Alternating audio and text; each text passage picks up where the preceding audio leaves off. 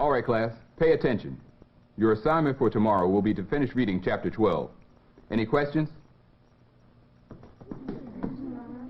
Oh, one more thing. Just what you are. Welcome to the Cinematic Void Podcast. Cinematic Void is a cult film series that hosts screenings in the Los Angeles area as well as virtually. I'm your host, Jim Branscombe, and joining me as always is... Hey, what's going on? It's Nick Vance, Paranoid Futures on social media. You can find Cinematic Void on the World Wide Web at cinematicvoid.com, as well as Facebook, Twitter, Instagram, YouTube, and all major podcast platforms. If you want to support the Void, consider joining our Patreon. What do you been going on? I'm trying to think. I don't know of anything that's happened in the world in the last week. Why am I completely blanking on just like where have I been? It's been a weird week of like it feels like the week didn't exist. Yeah. Well, okay, there's July 4th, and so you had some screenings and stuff like that. So there was the holiday, and I don't know. So it's just, I think that maybe just the, for one, most of the holidays that have been like, I hate to report that we have jobs, and the like office holidays that we've had lately, they've all like probably like this entire year so far, every single one of them has fallen on a Monday. They're all like mostly, everything from fucking President's Day, Memorial Day, whatever. It's all celebrated on a Monday. So July 4th falling on a Tuesday, and like having to go to work on Monday, and then everybody's off on Tuesday. I don't know. It's just threw me fucking out of whack. I mean, I kind of appreciate it because holidays, or not every holiday, but a lot of holidays tend to fall on a Monday, or if it falls on a weekend, it's celebrated on a Monday. And I have a show every Monday, so every holiday I have to work. So it was kind of nice to have a Tuesday off, although it did throw the fucking week off for me. Like, I'm fucking confused. But, I'm kind of glad I had Tuesday off because I had I did both the 7 and 10 on July 3rd, which was Roller Coaster and Jaws. Well, Jaws first, then Roller Coaster. And they both sold out. And packed houses, great audiences, good evening. And it was good to, go home and go to sleep, except my car didn't start. Which was... Oh, shit. You were stuck at the theater? No, before I was going to the theater, I went to go, drive there, and I was like, not turning over. And I'm like, that doesn't seem like the battery. And I was like, and I looked at the time, it's like, I ain't got time to wait for AAA or whatever. So I just, I grabbed Uber and went over there. Yeah. And then, I Ubered back to the car, and I was just like, it's a holiday. I don't want to let this car sit for too long, so I just called AAA that night. Came out, guys like, well, it's not your battery, or you out of gas? And I'm looking at the gas gauge, and it's got 2 bars on it. I'm like, nah, it says it's got 2 bars. Well, maybe it's your fuel pump. And it's like, fuck, fuel pump's gonna be like $1,000 or something like that. So they towed it to the shop that I usually go at, and then the guy's like, all right, see you, and just left me at the fucking shop. Didn't offer me a ride back or anything. So shout out to AAA. Hell yeah. But, it wasn't that far. I could just walk back to my apartment. But, of course, because Tuesday's the 4th of July, shop's closed, so I just, left my key in an envelope and a note. And then, turns out, car was out of gas, and my gas gauge was off by 2 whole bars. And the guy at the shop is like, yeah, it's, my kind of car, that's something that happens to it later where the gauge will kind of slightly go off. And he said, when you see about 3 bars, that means you're heading towards E. And I was like, that's fucking good to know. Yeah. Because there's been definitely times, I've rode that car down to, the 1 bar, and it's I should probably go get gas or get to the blinking and all that, but can't do that now. Yeah. So, I was embarrassed that I let the fucking car run out of gas. I've never let a car run out of gas in my life. I've only done it in the work van. I've only done it on the way to fucking Bakersfield in the work van, dude. Oh, what do you do when that happens? I called a tow truck type service that brings gas too. It was $100. It's taken care of. Company card. Yeah. Look, man, that's part of it. You're trying to beat Man, oh, so dumb. I left Magic Mountain area, and I'm like, I could probably make it to that next fucking gas station, but it's just a little too far. But I must have went 12 miles past it being on straight up 0, where it's just you are literally out of gas, bro. Were you going downhill? Oh no, I'm going up mountains and shit, I'm going up mountains. Oh man. Yeah, dude, that shit was whack, and it was kind of cold outside, cold for California. Yeah. And fucking, yeah, dude, that shit sucked ass. Yeah. Well, I mean, I'm like pissing on the side of the highway, just like waiting for this guy to arrive. It's like I tried to call an Uber because I was just gonna Uber and go buy a can of gas, but dude, I was so far out in the middle of nowhere, like you can't get an Uber. can't get an Uber. Could you even get cell phone signal? I mean, you probably barely. Yeah. It was fucking hilarious. So were you stuck on the 5 or something like that? Yeah. Yeah, it's like I there are stretches in California, like when we're from the East Coast, and I think about going up the New Jersey Turnpike or something like that, which I'll be doing next week. Like, there's a rest stop every within if you pass a rest stop and you're go get gas thing is you will have an exit or a rest area to go fill up. California will give you a fucking 60-70 mile stretch of nothing. And the rest area is just bath. There's no gas station. There's just restrooms. Yeah. So that's one of the failures. It's not they don't have a Maryland house, Yeah, you can't go to Roy Rogers or some shit and get some gas or whatever. See Wu-Tang there. Everyone always had a story about seeing Wu-Tang at the Maryland house. I mean, if they were touring, it makes sense. Yeah. I mean, the Maryland, I forget where the Maryland house is located. It's kind of in between it was the Aberdeen exit, and there was the Maryland. There's a couple Maryland houses, but between the Aberdeen and the Havre de Grace exit, I guess. Yeah. Or is it that, or is it between Edgewood? Why are we talking? I don't know. It's Havre de Grace. Is it Havre de Grace? Yeah, okay. It's north. Yeah, because it is going on that way. So it's it's a plausible story. The Wu-Tang's pretty fucking recognizable. Everybody knows ODB. Yeah, it's kind of hard to miss ODB or Method Man or fucking RZA. Raekwon is pretty distinct in They're how all pretty fucking distinct. Yeah, straight up. Now I couldn't pick fucking You God out of a lineup. I mean, I don't know what fucking. Let me see. You God. I don't know. And there's at least one other. I don't know. There's Yeah, there's 9 of those dudes, and you can't. There's 4 of them that I don't know what they look like, I guess. I remember at a period when you get into the extended family, I'm fucked. Oh yeah, when you get to fucking the affiliates and Sons of God, or is it Sons of God or Sons of Man? I think it's Man. Yeah, Sons of Man and Killer Army and shit like that. Yeah, I'm out. And it's just because I don't know what those dudes look like because they put out one album and it's not like they're really on there, and if they are, it's some fucking they got masks on and shit. Yeah, so I don't know. Like Path Resistance.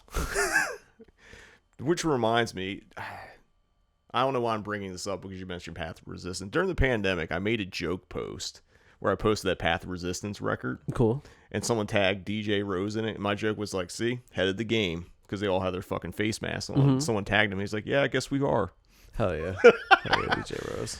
So, I don't know. I feel like Wu-Tang's going to have more relevance to people listening than Path of Resistance. I think so. I think Wu-Tang's a household name. Yeah, Path of Resistance was pretty, I guess, hardcore big. In my household. In my household. But honestly, I could pick a Wu-Tang member out before I could pick out a Path of Resistance dude. Yeah. Even if they weren't wearing masks, I think it would be the same way. Do they have they what does Earth Crisis a new album sound like in this day and age? Pretty good. Does it? Now, define pretty good. Pretty good as in when they Well, I think I went back and even was yeah, dude, Slither is great. So it is. It is even. So, I laugh now, but a week from now, I'm gonna look on your last FM and be like, this motherfucker. We were hanging out. Did we talk? We talked about the Godflesh show, but beforehand we were listening to music and what was it? Fucking No Warning song that sounded like Linkin Park, and I was like, I can't fuck with this. And then it got stuck in my head, and I listened to it, and you're like, see, dog, told you. I'll see it on Last FM. That's what happens, man. You play me something that I'm like, I can't fuck with this. And then 3 days later, it's just well, I guess I'm all in now. I guess I fuck with this. Yeah, it's like The Ring. You play it for me or whatever. Or showing someone the room. Yeah. You got to show it to somebody else. Yeah, otherwise you get consumed. So I don't know. But is that all that's going on? Is it just talking about mechanical problems, Wu-Tang Clan, and Earth Crisis? I don't know. I projected Lawrence of Arabia last week. I think I'm finally convinced that I should probably watch that film at some point. It's more than just hanging out in the desert. Well, I'm not a big like hanging out the desert movie type guy. That's not really my bag. I mean, I think at some point see it on 70. Yeah, Because dude, straight up, it looked fucking incredible. I mean, I helped run it last year too, but man, it fucking looked great, dude. I mean, you can get a Blu-ray, or I don't even know if it's out on 4K yet. It might be, but like, you know, see it in 70 millimeter. It's the best way to see. Same with 2001. Oh yeah. My only problem is I've seen those fuckers so many times at this point, and I know fuckers is kind of disparaging to both of those movies, but it's just like, I don't know. It's I can never see 2001 enough times. well, Especially in 70. I when I was theater managing, like, even if, you know, I would just go watch the Stargate sequence because it's incredible, and that has nothing to do with the rest of the movie. It's just like, it's an experience, and it's just like, you know, I'm not saying it's the best part of the movie. There's a lot of good parts in 2001, but it's just, I think it just, after years of having to intro that movie and get us through the intermission and all that, it's just like, those just two movies, it's like, because of the other, I don't want to say baggage, but because my other relationship with them, it's made it kind of hard to revisit or wanting to revisit. But if you haven't seen, like, I know you've seen 2001 multiple times at this point, but definitely sit down and watch Lawrence. I think we're playing Nope in 70. Yeah. We're doing that ultra, as we like the last episode. I just started doing a commercial for the organization we work for. But yeah, we're doing the ultra 70 thing at the Arrow this month. It's like, so I'm getting my fucking workout in. Oh yeah, lifting those 70 reels. Yeah, dude. There's no elevator there, you know. Yeah. But yeah, man, we're doing Nope. We're doing tons of cool. I think Boogie Nights was last night. There's a whole Paul Thomas Anderson series. Yeah, it's fucking cool. And kind of off topic, someone saw someone post the IMAX photo of Oppenheimer. Ooh, yeah, I saw that as well. Was it like 19 miles and like 600 pounds? I think it's 11 miles. Yeah. I mean, you know, but most films are a number of miles. Yeah, but I think the thing people don't, you know, it's excessive.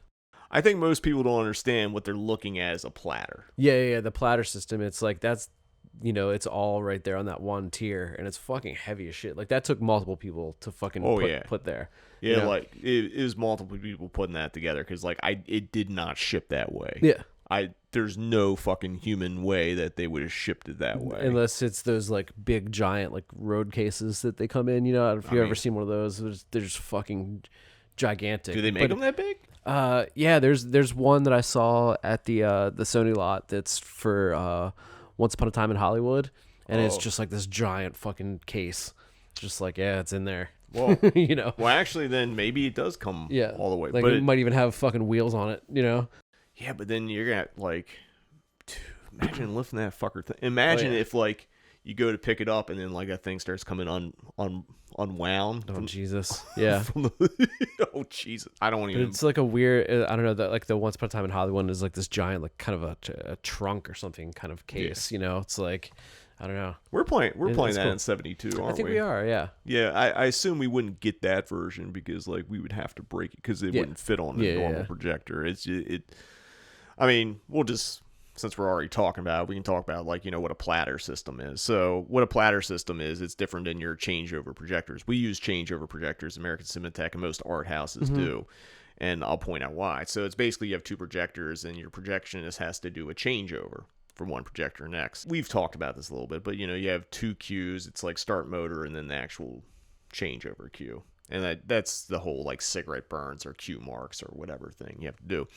For a plattered movie, is they put all the reels together, so just it's supposed to play seamlessly, and, like, that came about maybe late 90s and the 2000s and kind of replaced make things more efficient, and, you know, you just have one projector instead of two, and also cut projectionist jobs. Yeah. But the problem with platters is that if you don't, like, they fuck up film prints.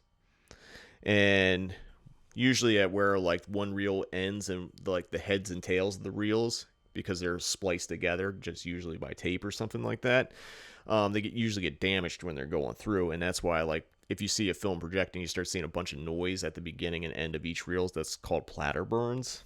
I don't know why they call it. Well, probably because it looks like it's just like they get scratched up because it's nature platters. So When we do prints from like different, like, you know, the Academy or UCLA or different archives, they have a strict no platter rule. Like, they will actually fly to your movie theater if you want to, like, start being able to book prints from the Academy or UCLA to inspect to make sure you have changeover projectors, no platters, because if they see a platter, you're done. They will not let you do that. And like certain, like, I think certain studios like Universal's will let you platter, but you have to leave the leaders on. Because usually what happens, they chop the leaders off and then attach. And like if you platter a movie with the leader, so the leader gets most of the damage then, as opposed to the actual, you know, heads and tails of the reel. So there was a theater, I think it was the Vista, would occasionally do shows, and they would show Universal prints, and they would be plattered up with the leader. So you get to the next, as it was getting ready for the reel change, you would see like the leader countdown and all that shit. That's crazy. I've definitely never seen that. I haven't seen it personally, but I know that's the case. Mm-hmm. But yeah, so that's your little projection lesson there. But yeah, but that Oppenheimer, I kind of want to see Oppenheimer. Oh yeah, I'm definitely gonna go see that and Barbie in the same day. Like, do a double feature. I think that's the way to do it. I'm morbidly curious about Barbie. Oh yeah, I totally am. I think I'm all in. I mean, it's like I kind of like everyone involved in it. I like Ryan Gosling, I like Greta Gerwig, I like Margot Robbie. I know it's just a fucking IP that's like.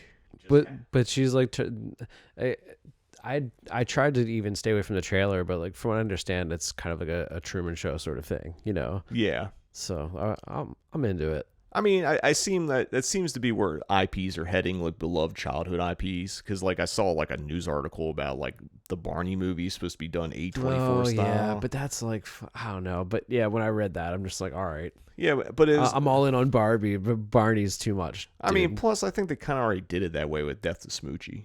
Yeah, true. Yeah. I mean, but is Barney going to be a real entity, or is he going to take the fucking head off and you're going to see the real person that's underneath the Barney skin? Yeah, they'll probably do some of that, you know? I don't know. We're talking about new movies, which is kind of rare. We're really excited about Barney and Barbie. Barney, Barbie, and Oppenheimer. You know, three of my favorite real people, or fictional people. Well, I guess two are fictional. Oppenheimer was real. I think that's been it for what's going on, maybe. So I guess we should kind of set up what we're going to be talking about today. As of today, as we're recording this, whatever the fucking date is, but the August lineup just went on sale for Cinematic Void at the Lost Fields 3. So figured it'd be a good time to talk about that August lineup, which theme is back to school. You know, it's movies that take place in schools, mostly high school, but there is one college one in there. So why don't we take a break, and when we come back, let's talk about the back to school lineup here on the Cinematic Void podcast. Hey, walking around with your papers hanging out is not good for your image, not to mention your grades. Get yourself the data center or the organizer from Meade. The data center's got 3 filing pockets, class schedules, calendar, pad, and pencil holder. The organizer has pencil holder and notepad, plus 6 filing pockets. So get the data center or the organizer and get your stuff together. It'll help give you a whole new image. And if your grades get better, too. Hey! Made by Meade. Of course. JCPenney USA. This week featuring our back-to-school sale. A bright blend of classic tops for girls, sporty shirts for boys, all 20% off. Super cords for super active kids, 25% off. Save on every kid's sweater. For fun, for fashion, including the Fox. 25% off. All this and more in JCPenney USA at JCPenney now. Welcome back. We are talking about the back to school lineup here on the Cinematic Void podcast. These are going to be the movies that are going to be playing in theater at the Lost Fields 3 through the American Cinematheque. And already said, theme is back to school. Now, I'm going to say this lineup was pretty much what I had in mind. I did have to change out one movie, and it wasn't a big deal. There was one I really wanted to play and had been on the list, but it just wasn't going to work out for the time frame, so I had to switch it out, and I will note it, but I'm kind of stoked with the replacement. Actually, I think we both are pretty stoked for it when we get there, because it's like, oh shit, I never thought that I would, see a repertory screening of this. No one did. No one did. But I also want to point out, we'll talk about it when we get there. So, to kick things off for the month of August, which will be the first Monday, which I believe is the 7th, I'm going to be doing I'd say, an easy pick. Maybe it takes place at a high school, but like it's not as high school centric or school centric as the other films. It's what I'd say, horror classic. Would you agree? Disagree? Oh yeah. Oh no, I back this one fully. So, and we're hemming and hawing, but we are talking about A Nightmare on Elm Street, directed by Wes Craven from 1984. The kids of Elm Street don't know it yet, but something is coming to get them. There's something out there, isn't there?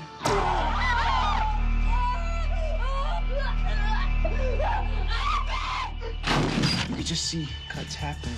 What did that, Lieutenant? I don't know. Tina! What's the coroner got to say? He's in the jar and puking since he saw it. They're gonna kill me for sure. Did you do it? There was somebody else there. He was locked in a room with a girl who went in alive and came out in a rubber bag. No one knows where it came from or who it will visit next. Nancy? There's something wrong with you. You're imagining things. Nightmare on Elm Street. Do you believe in the boogeyman? No. Whatever you do, don't fall asleep.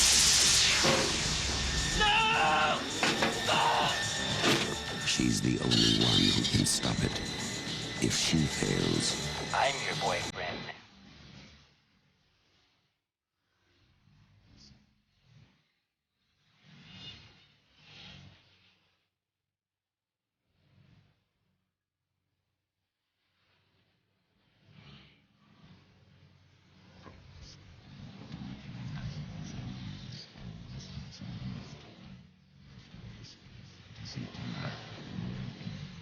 on Elm Street.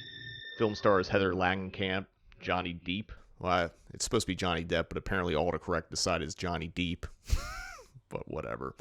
Amanda Wyss, who is in Better Off Dead.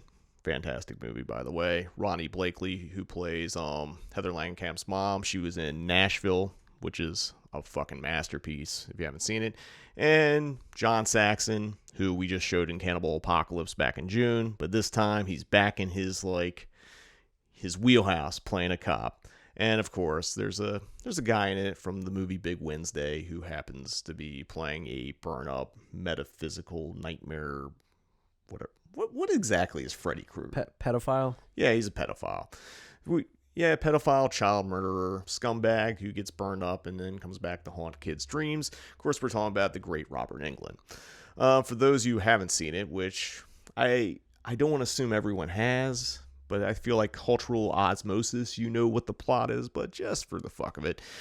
Teenager Nancy Thompson must uncover the dark truth concealed by her parents after she and her friends become targets of a spirit of a serial killer with a bladed glove in their dreams, in which if they die, it kills them in real life. What do you think about the premise that if you die in your dream, you die in real life? Do you think that's true? That was something that was told to me. Have you ever died in a dream? I have. Oh, so you prove it's not true. Yeah. So I have. No, let me explain. Okay. Years ago. I'm sorry. Yeah. The way you said it. Yeah. Sorry, man. Just being real. Just being real. I've died I've died multiple times in my dreams. Unless I've said it all to Nikolai. Yeah. He's gonna love it. What do you mean send it to me? You can just listen to it. I'm gonna cut some of this out because only I'll think it's as funny as it is. But no, leave it. Shit. I didn't expect to have that reaction from you. But anyway, yes, I've died in dreams. I used to have a reoccurring drowning dream, and the premise would always be different, but it would end up with me drowning, and I would sink down the water. I'd feel like I was running out of air, and then as I black out, that's when I would wake up. Can you swim? I can swim. This was more one of those, I think, deep metaphoric dreams that I used to have. I used to have reoccurring zombie dreams, too, and, I would get attacked by zombies, and, I wouldn't wake up in time, and I would definitely get mauled and then wake up, which is another kind of anxiety. Basically, as a kid, I had a lot of anxiety, and, yeah, no wonder I went into therapy. But I do want to mention one of the drowning dreams did involve Freddy Krueger. which he was just there, and he like I was in like, it's a weird premise. I was going over like a fucking, it was a Skyliner going over a body of water, and Freddy was in there like in the Skyliner with me, and I jumped out and jumped in the water, and then somehow he was underwater and he pulled me down. Only a kid would have that kind of fucking stupid dream. What I was gonna mention here is like the premise of A Nightmare on Elm Street came to Wes Craven because I forget what country it is, but there was a story about a kid who didn't want to go to sleep because he's like, if I go to sleep, I will die in my dream. And he was drinking lots of coffee and like trying to stay up, and then eventually he fell asleep and he actually died. No, I'm not kidding. That's what happened. So that's the premise of where this came from. We mentioned this movie a couple episodes back when we were talking about Freddy's knockoff. So, and I mean, Freddy really is just the Hat Man. Yeah, he's the Shadow Man. Yeah, he's like the embodiment of like, I think every kid's had a fucked up dream, and like I think Freddy just is kind of the embodiment of like some dark entity that's whatever torturing you. He's real. Yeah, well, he's just real. Yeah. He's the Hat Man. He's the Hat Man. It's creepypasta. Well, in a way, because it was based on something that allegedly really happened. Right. That's kind of predates creepypasta, but it's still a creepypasta. So yeah. So this is going to be kicking off. I mean, there's a lot of high school scenes, and there's actually a really good scene where Nancy like wakes up in the school and like sees. Oh yeah, that which was ripped off in what was that one we just watched? It was. Was that in Don't Panic? No, it was in Malacca. Yeah. Was it Malacca or was it both of them? Might have been both. I mean, it's such an iconic scene that maybe they both ripped it off. It's entirely possible. You know what's sad? I can't remember. I can't. I'm confused. Yeah. Were they singing in Don't Panic? I don't know. Well, there was an elaborate music number in Don't Panic. Yeah, I mean, they weren't singing it, but there was definitely some shit. I've been on record and I say, like, I know people love Wes Craven, and like I think when he was really good, he was really good. But there's a lot of things that I'm just not big on. And he seemed like a nice guy, intelligent filmmaker, all that stuff. I didn't personally connect with these movies. This one I did. Yeah. And I even get past like the whole like, because everyone loves Freddy, and like we talked on the episode, the only Elm Streets I think are actually genuinely good are 1 and 2. There's something about this one in particular. There's really, and it's maybe a part of it is a sense of nostalgia I have for it, because it's just this came out at like the I mean, I was young when this came out, but at the same time, like by the time it was like available to me, it just had this fucking it always had this vibe to it that most horror movies don't have, like, and that's a product of like the music, a product of the direction, a product of the act. I mean, but it all culminates in just this like creepy fucking vibe that I can't name a single. I'm not saying this is like my favorite fucking horror film or some shit, or like from the era or anything like that, but at the same time, it just has this there's just this wave of nostalgia. It's just I don't know. I don't even know how to describe it except for just saying it's just a fucking vibe.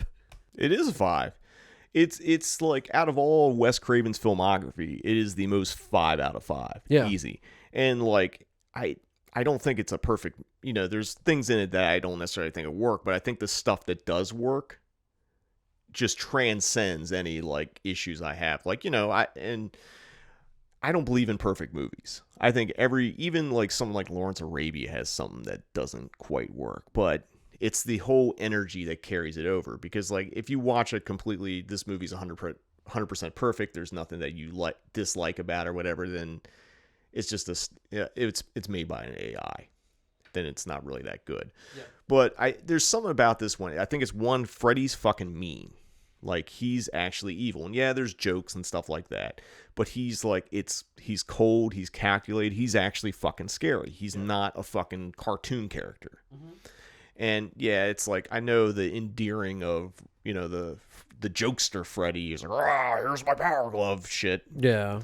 And like, I mean, I mentioned that, and I'm one of the people that would probably defend Freddy's Dead as enjoyable. Yeah. But I think as a movie, I kind of will say I think it's Wes Craven's best movie. It just like, it hits on all the things. He's done it a few times. He's done it in Last House. He's done it in Hills Have Eyes, like the Home Alone style, like booby trap shit. Yeah. Like, he was ahead of the game with that stuff. Yeah. There's some great Home Aloneing in this. I don't even know why I'm calling it Home Aloneing because it predates Home Alone, but like, It's the same premise, you know, setting up like the sledgehammer and like the light bulbs with the gunpowder and shit. I mean, there's all kinds of stuff. And then like Pranks. Yeah, it's pranks. Pranks on Freddy. And you get iconic sequences in horror movies, which I don't think you really get in horror movies now. Like, there's 2 of them that I think are fucking all-timers. Yeah. That, like, it's the Tina death and the fucking Johnny Depp death. Can't beat them. No, and like they're just they're just so well done. But it's also the score, it's the cinematography, it's just like everything. It's just but that Johnny Depp, like that shit was legendary when I was a kid. Yeah. Like it's fucking terrifying as it's happening, and then you get the other end of it when the fucking blood shoots out of it. A fucking sea of blood, dude. It's fucking incredible. Yeah. It's like that's definitely top 5 death. Oh, definitely, because it's just like, and it's not even like it's like you see Freddy, like, you know, but it's just like, it's just the impact of it. It's just, it does what a horror, it's why it's up there with like Texas Chainsaw Massacre and Night of the Living Dead and like The Exorcist and all those things, because like there's iconic moments in it. Dude, I wouldn't wear fucking headphones to bed for ever. I'm still scared of it. Damn, that's not really. But I got my AirPods on sometimes going to bed. That makes sense. But we also live in LA, and it's just like you have to drown out fucking fireworks, helicopters, and just loud people fucking talking. Mm-hmm. That's always a given. So it's like it's that or Freddy catch you slipping. I'd rather Freddy catch me slipping than hear some fucking loud person talking. Yeah, I agree with that. I think death is better than hearing some loud person talking at 3 a.m. drunkenly about some philosophical thing that makes zero fucking sense. So, yeah, shout out for Freddy. I think the movie works, and I think, you know, there's something about, like, out of all the horror franchises and all the characters, and we talked about this in the other episode, that, like, Freddy kind of stands head and shoulders over them. And it's like, do I like Halloween better than A Nightmare on Elm Street? Yeah. I can safely say that, but I think they both kind of work in the same, like, the way they crescendo and how they, you know, play out is, I mean, it's not by much, but I think as a character, mostly because Robert Englund was able to, like, perform through the makeup and all that, is what gave it that extra bit of iconic stuff. And, like, I know people were trying to make Terrifier, like, that next, like, iconic character, but it's like, it, you know, no disrespect for them, it's just like, I ain't buying it. Yeah. Because the bigger thing is that, like, Robert Englund was a seasoned character actor. Yeah. Just coming into it. Like, you know, we talked about Big Wednesdays and Stay Hungry. He's in V. Yeah, he's in fucking V. Like, and it's just like, I mean, there's a reason why they thought they could do part 2 without him. Yeah. And then realized they can't and had to bring him back and paid him that fucking bag. Hell yeah. But, yeah. I think we talked well enough. We didn't talk really about the high school. Well, we did. It takes place in a high school. So, yeah. So that's going to be week 1 of, you know, Back to School in the Void. I forgot to mention that all these films will be on 35 millimeters. So I'm really stoked for that, too. Hell yeah. I think you have to pick up... I don't know if you picked up 2 of these prints yet. Just double checking. Maybe. I don't know if we got any of these yet. No. I know 2 of them are going to be up at P3. The other one is HFC. As we say things that we're just talking in acronyms for people that don't know. Yeah. Was there a Nightmare on Elm Street 6 is first? That's like next week, right? Yes. So that's what we have. Yeah. Or, yeah, it's the first week of August. But, yeah. All right. So that's going to be week 1. As we said, coming up for the second week, we're going to do a little tonal shift. That's kind of what I like about this month, that it kind of like tonally moves. And then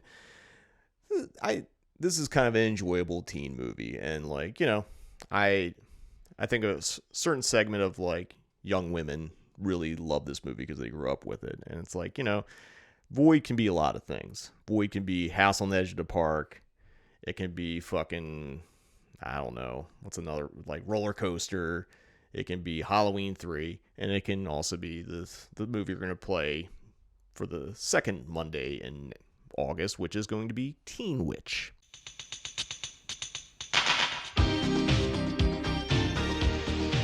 High school. It's supposed to be the time of your life.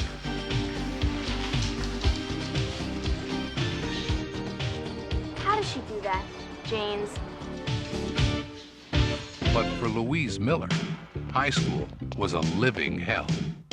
From her first secret love I could just die. to her first blind date. Nobody wants to date you because you're a dog. A dog!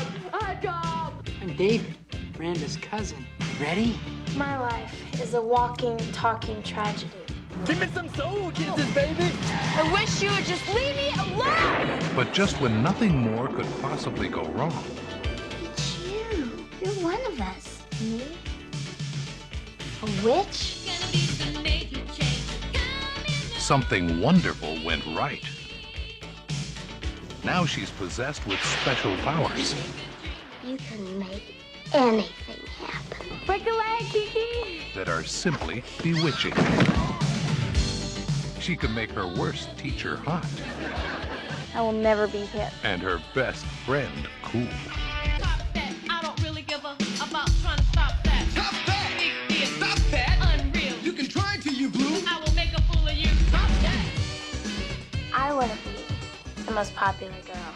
You have the power to make anything you want to happen.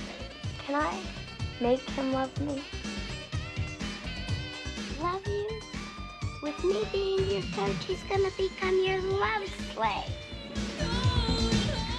Everybody dreams, but Louisa's dreams all come true. Astroth, Barbos, Tetragrammaton, Theos, Ishnos, Arthetos. What? It's a new U2 song. Teen Witch. Winning is a magical feeling. Teen Witch is from 1989. It's directed by Dorian Walker. Stars Robin Lively, who was in some of the later second season of Twin Peaks. She's in a bunch of stuff. Joshua Miller, who is he was in he's in Near Dark. He's like the little vampire kid. He's in a ton of things too. Yeah. And I'm blanking on all of them all of a sudden, even though I should know what they are. Old age memory. And Zelda Rubinstein, who's also appeared already in The Void this year in Anguish, but, you know, she's also in Poltergeist and tons of things. Really great career. This is probably going to be relevant to, like... Oh, God, I forgot that. Yeah, this is only relevant. I totally forgot this fact. So, oh, fuck. This is going to be relevant to, if you know, and you know why. We're not going to go too deep in explaining this. So this movie was written by the infamous Robin Menken, who used to come to the Egyptian all the time. She would only come to free screenings. She would demand to get in early. She would demand for a specific seat. We'll leave it at that. There's a really hilariously awful story that I can never repeat. Well, eventually, I think I'll put it in the Void book. It was before my time of like working at the theater and all that. You know that story. I'll tell it to anyone anyone who wants to know it. Come talk to me. Or we'll just put it. We'll put it up as a Patreon exclusive. I actually have the incident report on this. I have the hard copy of it. Oh no shit. So we're just going. Oh, incredible. Yeah, that was gifted to me. So oh, that is a hell of a gift. God damn. Yeah. So but Robin Menken was actually more infamous before becoming a patron of the theater because she in the 70s she broke up Janis Joplin and Country Joe. Right. And she was also on the cover of Rolling Stone with Country Joe. Yep. And somehow wrote or co-wrote Teen Witch. Somehow. It's insane. So did you ever have her come guest for, I mean, how many times have you screened Teen Witch? I've never screened Teen Witch, and it's played around town, and I know some of the actors have come out for Teen Witch, but never has Robin Menken been invited to a Q&A of it. Interesting. Robin, if you're listening to this, we'll see you soon. Someone asked, the first thing when this was on the slate to get booked, they're like, are you invited Robin Menken? Hell yes. And I know it was a joke, and it's like, part of me kind of does. Yeah. Just for the morbid curiosity of it. Absolutely. Yeah, we're talking God, you know, we might do a Patreon-only episode on the incident. We're going to have her as a guest. Yeah. And I'm going to specifically pull out that incident report and talk about it during the Q&A. Forget talking about Teen Witch. But I don't know. Another fact about Teen Witch. It was co-written by Vernon Zimmerman along with Robin Menken. I don't know if they worked together or if it was just like one person started and another person did the polish. Who knows? But Vernon Zinnemann wrote and directed the really fantastic Fade to Black, which is a really underrated kind of like meta horror slasher thing. And, it takes place in Hollywood. It's Vinegar Syndrome put it out on Blu-ray and 4K or whatever. So actually, I think just Blu-ray, but definitely worth checking out. I think it's also on Shudder too, so it's out there. For those who haven't seen it, high school misfit Louise, at a loss for romance, discovers magical abilities, but the teenage witch finds that she can't conjure herself true love. So what? That's the IMDb log line or whatever. Have you ever seen Teen Witch? Yeah, as a kid, I absolutely saw it. So I think it's the reason why it's so beloved, because I think it just kind of came out of time. I don't think it was like the biggest box office release, but I think because of HBO and home video and stuff, like it stuck with a lot of people. And it's also got the Top That rap sequence in it. Yeah. Which like might be one of those things that people somehow know through cultural osmosis, even if they haven't seen it. But it's a really fun movie. And, I just want to kind of mix up the month, especially with the movie that's playing week 3 in August, which is a movie that was made in 1982 by Mark L. Lester. But I'd say it was made in 82, but it's about 1984, specifically Class of 1984. Class of 1984.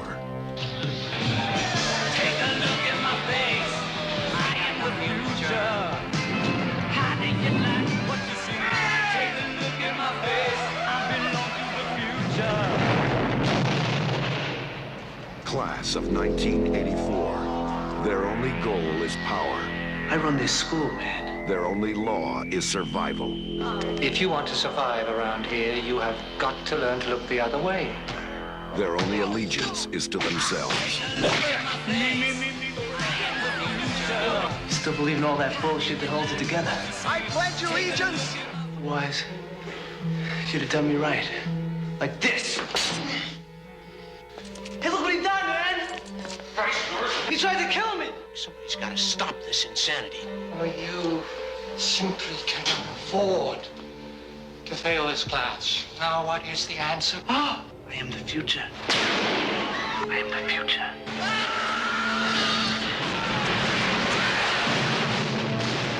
I am the future. But you've taught before. Nothing like this has ever happened. All right, I got to deal with it.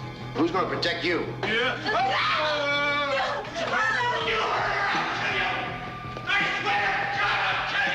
You're getting worried, teacher.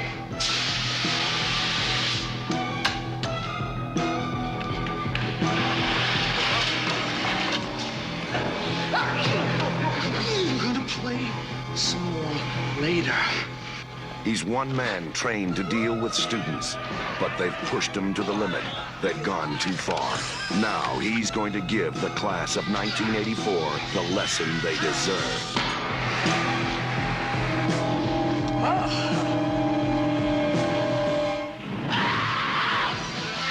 Class of 1984. Is this the future?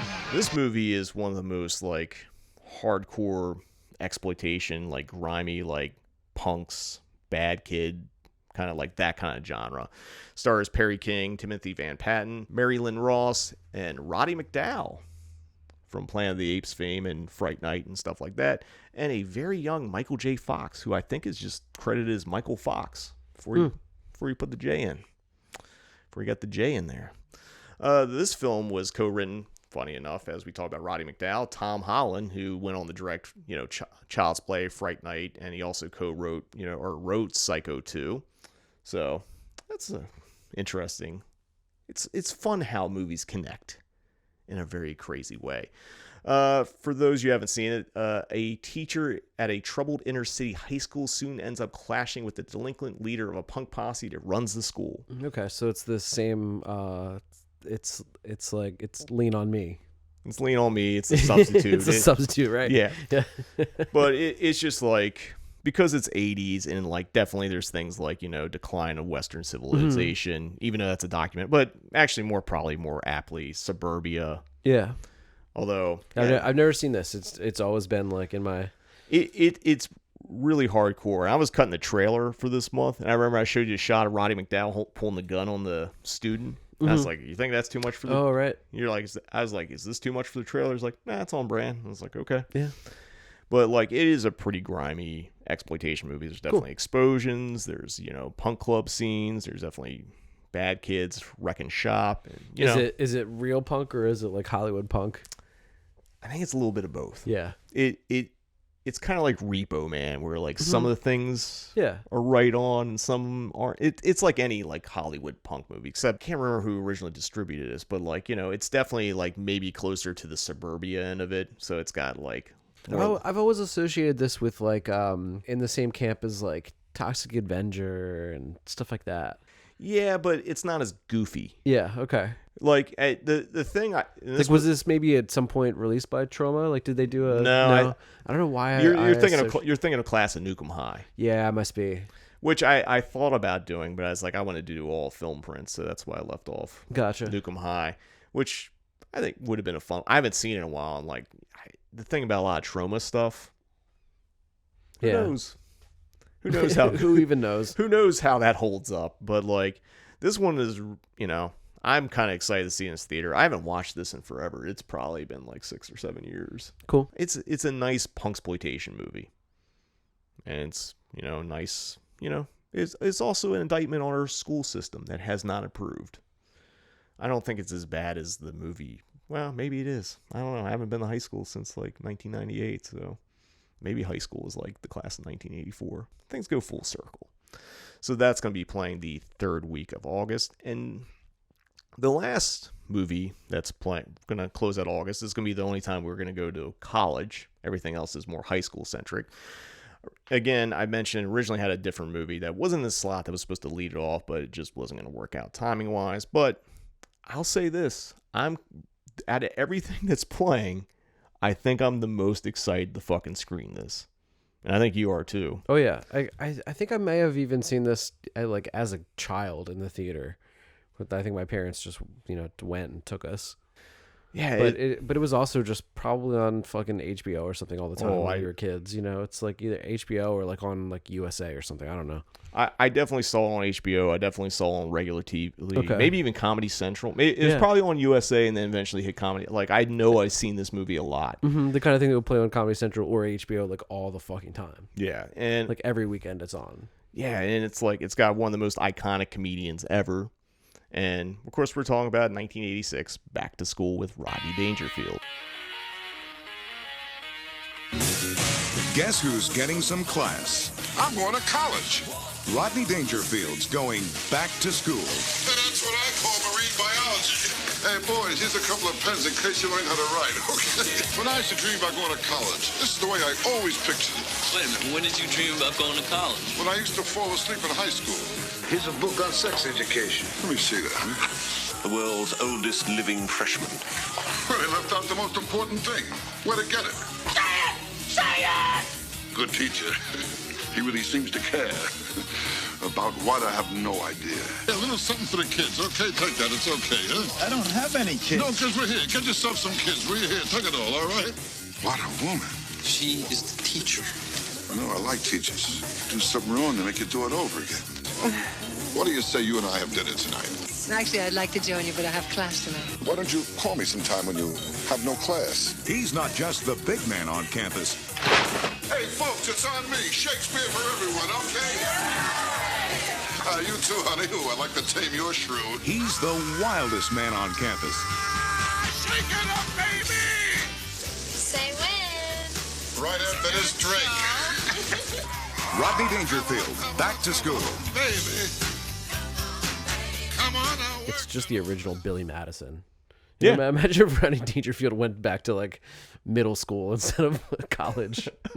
Well, the premise of this is a little different because like his son, who's played by the great Keith Gordon, who's in Dress to Kill, fucking Christine. Mm-hmm. I think he's in Jaws 2 that I haven't played yet. Okay. So Keith Gordon's a great fucking actor.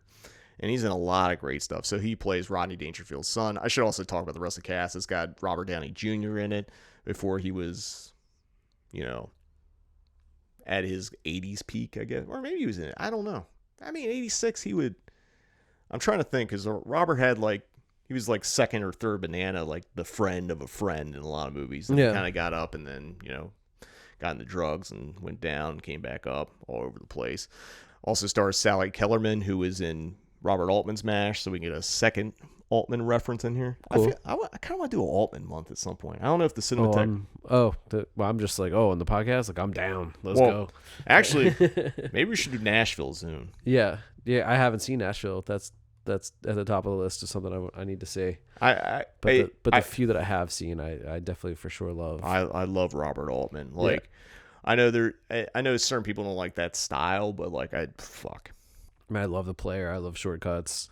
Yeah, that's my shit. Let's do Nashville. Cool. And that's also in that kind of same realm, right? Like, similar to Shortcuts. I mean, a lot of it's an ensemble cast. Yeah. It's like, even MASH is an ensemble cast. Like, there might be a lead or two, but it's an ensemble cast. Lots of overlapping dialogue, zooms, that kind of stuff. Yeah. But like, because Nashville like deals with Nashville and country music and that kind of stuff, and just lots of little threads and stuff. It's one of my favorite fucking movies. Hell yeah. So I like how we're talking about Nashville instead of Back to School. But, that's what podcasts are for. We're allowed to go on these goddamn tangents. But anyway, Sally Kellerman's in Robert Altman's MASH, not the TV show. Also has Burt Young from the Rocky series, Ned Beatty from Deliverance and Network and all that stuff. Sam Kinison, another famous comedian that might be lost in the ether. Maybe. I mean, maybe people of our age know who Sam Kinison is. I mean, Joe Rogan brings him up like once a week, so he's still in the public consciousness. Well, being blasted out to millions of people all the time. But I'm talking about like young people. Yeah, I don't know, man. Yeah, I mean, Sam Kinison, like, for those he was the comedian who used to scream. He's like, oh! I'm not doing it justice, but like, I also don't want to blow my fucking voice. Just look up Sam Kinison and just watch his stand-up of him screaming. He actually go watch the Back to School trailer, and he does it in the trailer. He's screaming at Rodney Dangerfield. Yeah, in fact, he only had one mode. He only just screamed. Yeah, pretty much. Well, it would be like a growl and then a scream. Yeah. And lastly, not that he has it's basically a cameo, but I think it's fucking important to mention this. Kurt Vonnegut's in this movie. I definitely, the last time I saw this was before I knew who Kurt Vonnegut was. Yeah. So that's really cool. I'm excited to see this one, man. I am super stoked. Another thing I should mention is like, Rodney Dangerfield, like, for you and I, we grew up and like he was everywhere. He was in fucking beer commercials, like Caddyshack and stuff like that. Is he another person that's kind of fell off? Well, I mean, Sam Kinison, same thing, right? Like, the way that comedy kind of changes and the way that comedy is received over the years, whether it be, politically correct or not, comedy and like what is funny changes so quickly in culture that I just think it's rather easy for these old comedians to really just be forgotten, even with their old films. Like, the humor just doesn't translate. And, I don't know. So yeah, these kind of, someone like fucking Rodney Dangerfield gets forgot. Like, dude, the Rodney Dangerfield's whole thing of just like, fucking no respect. It's just like, what teenager or like 25-year-old is going to think that's funny? That's a valid point. But you know what, I'm also, and I just remembered, and I don't know why I'm forgetting, is like Rodney actually, some of the later's crew, he's a Natural Born Killers.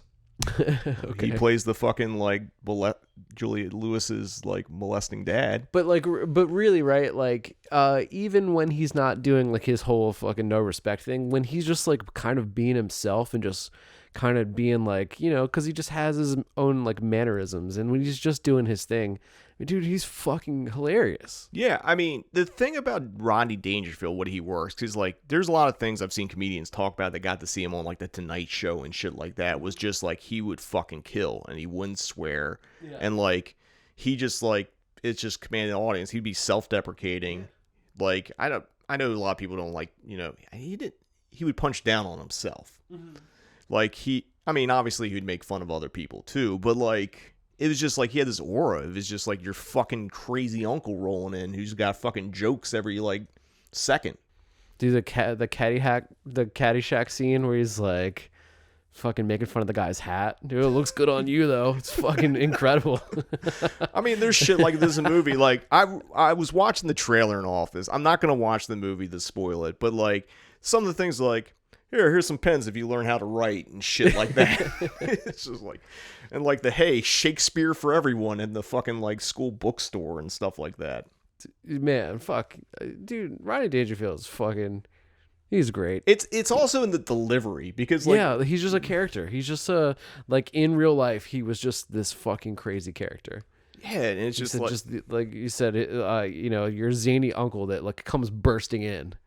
And like he actually, weirdly, he evolved with the times. Like obviously when you're doing Caddyshack and some of the like more R-rated stuff, you know, he's a little bit raunchier, but then like he's also doing shit like Ladybugs later on and stuff. Yeah. And like he was able to pivot like that persona into like I don't want to say softer, but like, you know, I would say that both Alf and Fozzie Bear are both, you know, direct descendants of Rodney Dangerfield. I think so. You know, it's that old school comedian thing. Yeah. Like Rodney was probably the last. It was like him and Don Rickles. Yeah. And Don Rickles used to be ruthless, but then Don Rickles also had that pivot because he was in like Casino and shit like that, and weirdly got the respectable actor card. Dude, Ivan the Projectionist recently was he's an older gentleman. He was telling me about the time he's like, oh yeah, I fucking, you know, Don Rickles came to my TV studio when I was working there, like blah blah blah. He's like, you know, it's like he loved me. Yeah, you know, Ivan. Yeah, but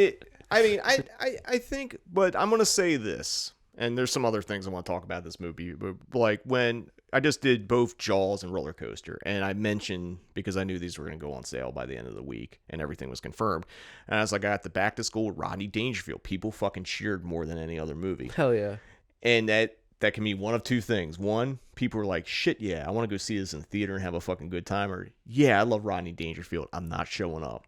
So I'm either expecting full fucking sellout or like us. What's up with the director? What else has he done? Alan Metter? So Alan Metter he did a lot of Olivia Newton-John like music videos. He also, I guess he did a documentary on the making of Xanadu.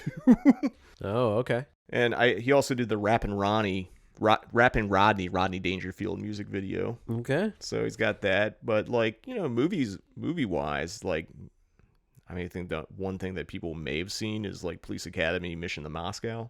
Okay.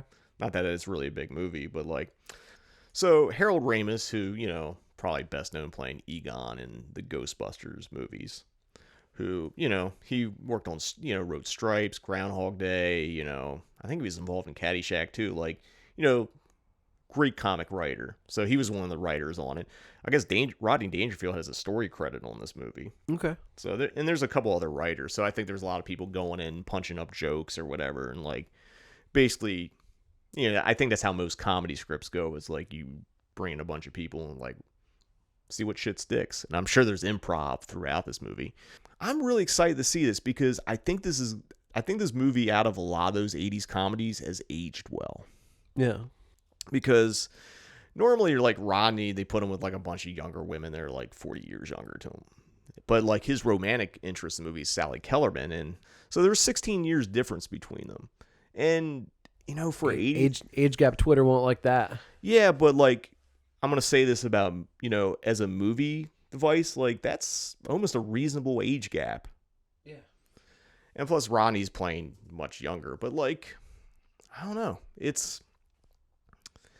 I think it just, you know, things like Caddyshack and all that, like there's funny stuff, but I think a lot of that stuff just like, it's of the time. Mm-hmm. It's like kind of like Animal House. Like there's probably still funny stuff in there, and then I think the cringe might be outweighing the actual comedy.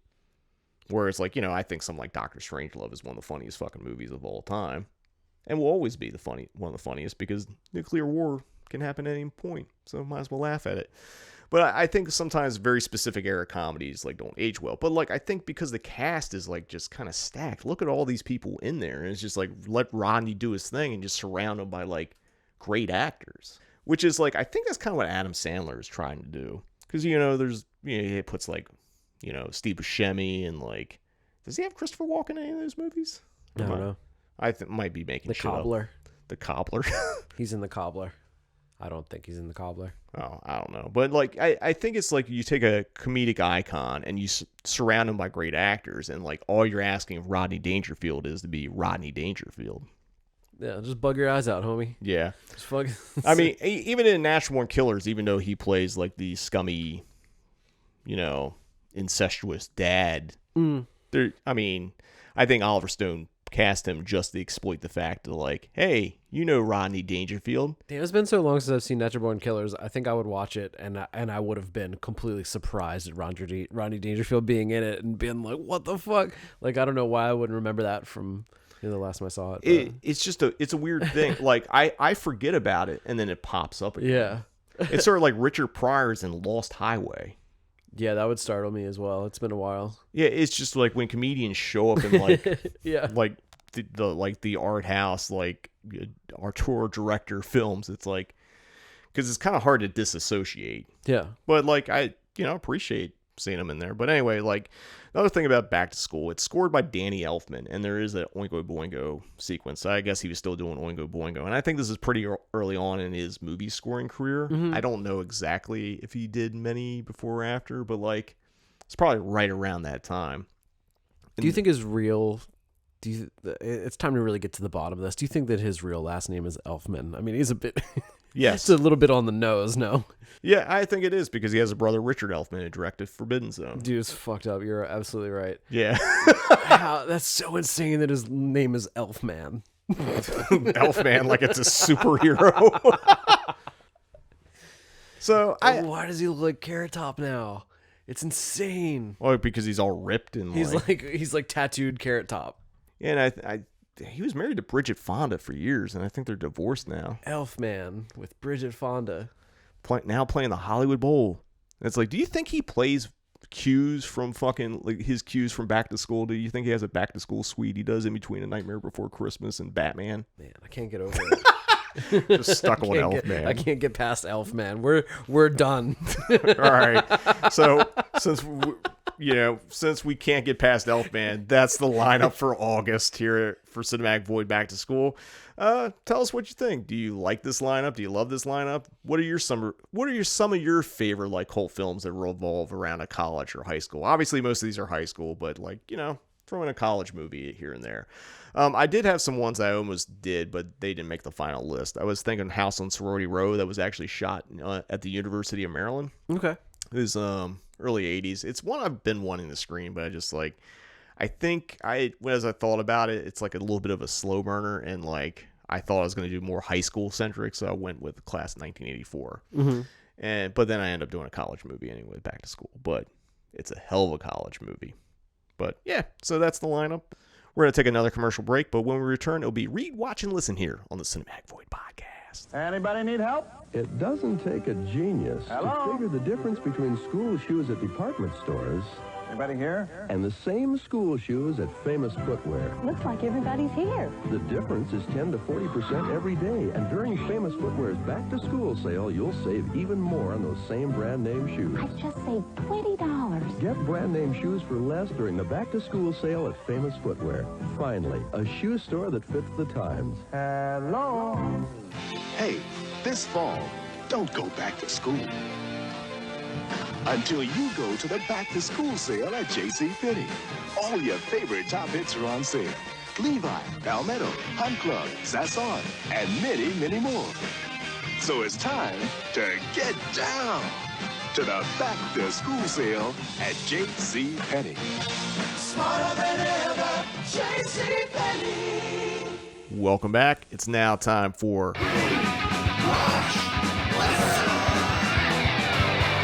on the Cinematic Void Podcast, where we talk about all the things we've been reading, watching, and or listening to since the last time we recorded a podcast. All right, Nick, what have you been reading, watching, and or listening to? I still been reading that Matt McCusker Overlook book. I'm still going through that. And then I got this book over here called Prisoners' Inventions that I've kind of been skimming. That's just like, it's literally just that. It's just a bunch of like weird shit that prisoners have built and like talking about them. It's fucking cool. And then I got this other book I've been looking through a little bit called, I think it's called like Michael Jackson Was My Lover. That's someone had given me recently. It's pretty it's really something. It's one of those kids from the HBO documentary or whatever, Jordy maybe. But yeah, not really reading it so much. It's just picking it up, laughing. I look at the cover. Ha ha ha. Michael Jackson was my lover. Ha ha ha. Hey, you know, it's weird that when he died, a lot of that shit got erased somehow. Yeah, kinda. But then they did, like I say, they dropped that documentary a couple years ago, and it was like boom. So where do you think people stand on it now? Man, I don't even know where I stand on it. Yeah, I mean, I know people were like either like I love his music, Thriller, and then like other people were like fuck him. Yeah.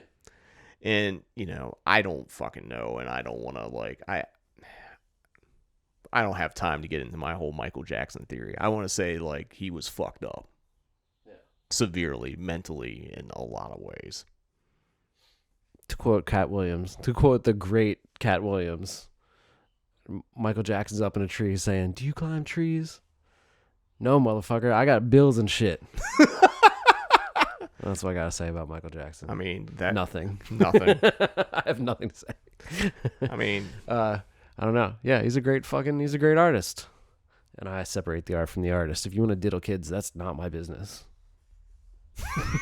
That's none of my business. I don't have kids. I'm gonna walk away from this. I don't have a single kid. Not a one. Well, I already know what's not going to be when I get this episode. Never back. have I had a kid in my life. That you know of. I'm certain. Watch.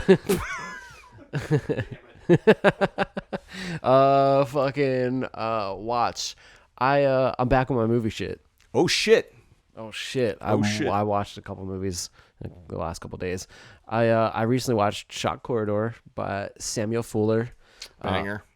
Which is a total banger. Sick as Hell. The same director that made White Dog. Another banger. Oh, he has a few. He's got a few hits. Yeah, I mean that's good. Pick Up on South Street. Cool. Naked Kiss. Naked Kiss is another good one. Yeah, lots of good movies. He's sick. And we used to work with his granddaughter. Yeah. So yeah, there you go. I just rewatched Drive My Car for the second time. when the Criterion sale hit, that's what I ordered. So yeah, Drive My Car, fucking, that's a 5-star movie for me. It's one of my favorites from the last few years. I'd only seen it the one time, so checking it out again, it holds the fuck up. I love this movie. Gonna interrupt you. What'd you get at the Criterion sale? Oh, just Drive My Car. Okay, I have not ordered anything yet. I'm gonna probably get Targets and After Hours. I mean, I more or less order like one Criterion a week. Like it doesn't matter if it's on sale or not. I'm ordering like one a week. I mean, I missed my one this week. I didn't get anything from the Severance sale or the Vinegar Syndrome sale. I haven't been really buying Blu-rays, but like, I think I'm just gonna cave and get Targets and After Hours because one, those are two movies I love and I'm definitely gonna watch, you know, multiple times. Yeah. Like yeah. And well, yeah, that if you listen to the Blu-ray Burnout episode, you'll know why. I also just rewatched Three Colors Blue by Krzysztof Kieslowski. Also, as you know, is one of my favorites, and I've watched it a million times at this point, so it's just something I just throw on sometimes. But I gotta mention it because it's just such a banger. Fucking check out this goddamn movie. And then I just watched In the Mood for Love, Wong Kar-wai, and didn't really connect with me so much. I didn't love it, but it's beautiful. Yeah, it's great either way. But it's just I didn't connect with it like emotionally. But you know, some of his others like are just insane for me. So you know, I'm a fan. Yeah, I think like maybe not. Maybe it is for In the Mood. I think with his work, you have to be kind of in the mood for it, ready for it. Yeah. I think just certain filmmakers, like, you can't just throw on I'm not saying you threw this on randomly. Obviously, you had the intent, like, I feel like watching and checking out this movie. But, like, you know, certain filmmakers, like, if you're watching some of theirs and you're just, like, not in that wavelength, it's not that it's a bad movie. It's just, like, just not going to connect. Yeah. I was actually in the mood for love. I got no love. No love. And then I just watched There Will Be Blood for the first time. And you know, it's a masterpiece. It's what everyone says it is, for sure. I remember seeing this with Holacek. Like, we went down to Charles in Baltimore when I was still living there, and we got there maybe like he had the wrong like fucking start time. So we walk in the theater and the movie's already on. We're like, well, we gotta come back for the next show. And of course, this movie's like 3 hours long. So I think there was a Criterion sale. We actually went to Barnes & Noble and bought a bunch of Criterions. Okay. Sat in his car, looked at her shit, and then went to the next showing. But turns out when we walked in, it was the literal start of the movie. So we could have sat through there and waited, but like we didn't know. We thought we missed like 10 minutes, but we missed like 10 seconds. Right on. And for listen, I've just been listening to a bunch of Bjork and The Professionals, which is I think it's Steve Jones from Sex Pistols band after the Sex Pistols, and a bunch of like Fugazi, Q Not You, Ultra Q. It's the Billy Joe from Green Day's Sons band who played with Waves a couple days ago. They're on tour with Waves and who's the second band? I forget already. I don't know. It doesn't matter. The new songs off the new songs that have dropped off the new Blur record are awesome. Been listening to Drive Like Jehu. Rick Froberg just passed away, and yeah, Drive Like Jehu and Hot Snakes are amazing, and Obits and pretty much everything he touched. Man, that guy was a fucking talent. I guess that's everything for me, man. I'm real busy. Yeah, we both are. I'm maybe kidding. Maybe I'm not busy. I can't figure it out anymore. I mean, you just gotta be in the. It depends. Like, you know, I listen to stuff, but like, there's a difference between like having stuff on, and actually engaging with it. And I try to like, you know, put the stuff I really. We don't engage with art here. No, we just have it on in the background while we do stare at our phone. For my rewatch and listen, read. Nope. Nothing. I ain't got nothing for read. I really want to get back into reading, and I probably need to stop watching bullshit on YouTube. I think bullshit on YouTube is ruining not only read but watch as well. Because I'm just not. What are you throwing me, books? No, I'm gonna read those. You're just throwing out for the next podcast. I just think I'm gonna read some Swamp Thing soon. You just made me think of Swamp Thing. Well, I'm glad my like lack of reading is like, I'm gonna read some fucking Swamp Thing. You just throw it out like a fucking pair of dice, but like it's 3 graphic novels. Anyway, I ain't reading shit. Watch. I had a virtual date night with my girlfriend. We watched a movie called Dawn Breaks Behind the Eyes. It is on Shudder. It was I think it's from Germany. I don't know how much I actually liked it or not. Like, my letterbox is a 3, and I think I don't want to spoil it, but there's kind of a movie within a movie thing going on in it, and I think the movie, before you get to the movie within the movie, is more engaging. And I think there's interesting stuff that happens in the second half, but it's just like, I don't know if I love it. I don't hate it. I kind of still digesting it. I may go back and rewatch it at some point, or I may not. It's just, I think it was interesting. We'll give it that. Another thing we watched together, we watched the first episode of the new season of Black Mirror, which is Joan is Awful, which we've probably talked at this point. I'd really never watched Black Mirror. I decided to give it a chance, and I mean, I love that episode. Cool. It says a lot about like streamers and social media and like not reading your fucking user agreements and stuff, even though I know South Park kind of did one of those bits a while ago. But I don't know. It was a crazy episode. I'll definitely check out some of that stuff. There's a couple other things on Netflix, like series that I feel like I want to watch the rest of the Del Toro Cabinet of Curiosities. Cool. I know he's just a presenter and other people direct it, but like I started some of those and I was actually enjoying a lot of those. So nice. Maybe I'll go back and watch that. Another thing I watched for 4th of July, which I tend to do every year, or outside of Roller Coaster, is I watch Zodiac. Granted, the 4th of July is literally the just opening of the movie, but it makes it a 4th of July movie. And Zodiac, fucking banger of a movie. Yeah.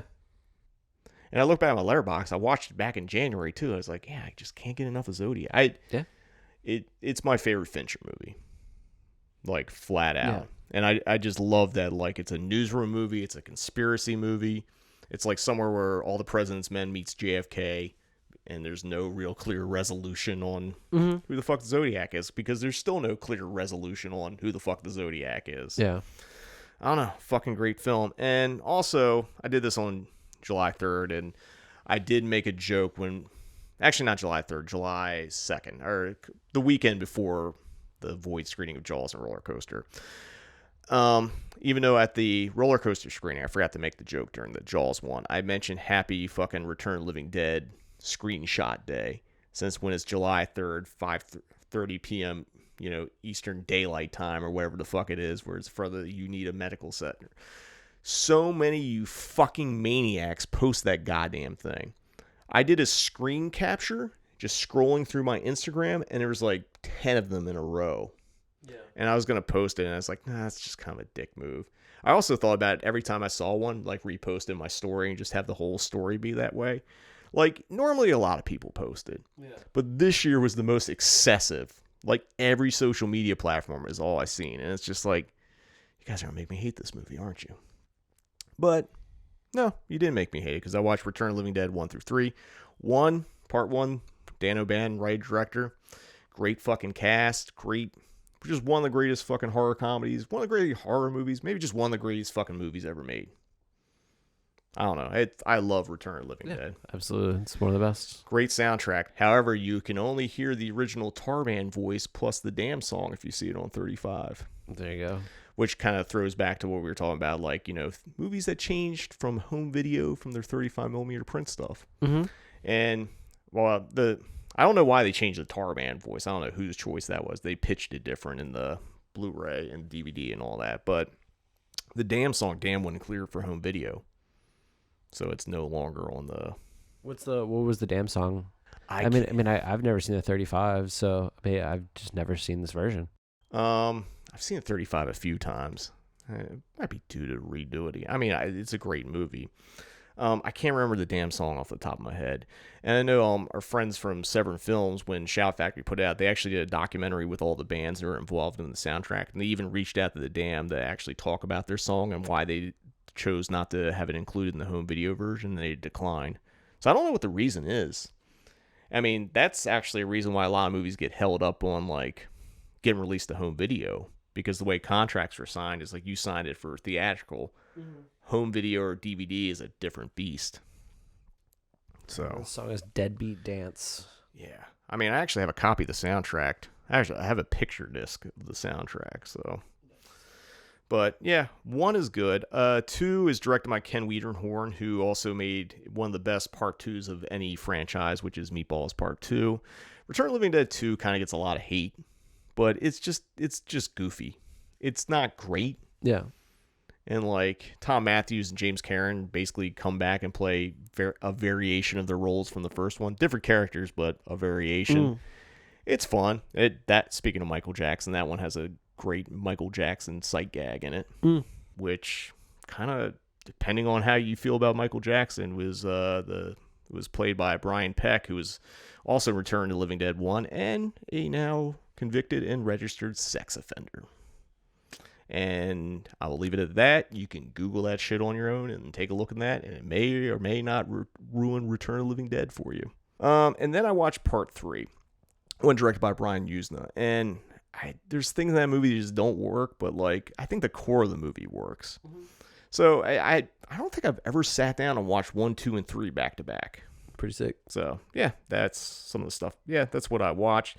Listen, you already mentioned it a little bit. Been listening to various tracks by Hot Snakes. I was over here the other day, and we were just watching different music videos, and we watched some like live Hot Snakes performance, and like, goddamn, that shit was. Yeah. The band was another level. Mm-hmm. I also been listening to a bunch of various tracks from the band Drug Church. I think you described them as like, the new Pixies or something like that, or maybe a more hardcore version of the Pixies. Mm-hmm. It's one of those like newer bands that kind of like they're adjacent to hardcore, but is it hardcore? I guess it's kind of hardcore, but it's also got a pop sensibility. Its lines are blurred, but I've been listening to that. I also went back and listened to the Adventures Supersonic Home, which is a really great fucking pop record. I think one of the members of Code Orange is in it. Oh yeah, totally. And the last thing I've been listening to is that new Military Gun, Life Under the Gun record, which came out a couple of weeks ago, I guess, at this recording. I listened to it, and then I was listening to a bunch of other stuff, and I just kind of went back to it, and then fucking solid shit. So that is my rewatch and listen, and that's going to wrap up this episode of the Cinematic Void podcast. Again, tell us what you think of the August lineup. or just tell us what you think of the episode, or just tell us what you think about it. What was your high school like? Tell us your high school experience. Was it good? Was it bad? Was your high school experience like Teen Witch? Did you have magical powers? Let us know. Hit us up on the social medias. But until next time, see you in the void.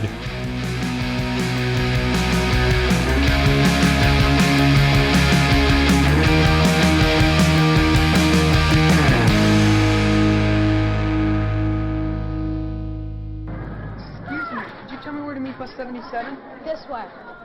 I never had to ride a bus before. Oh, yeah?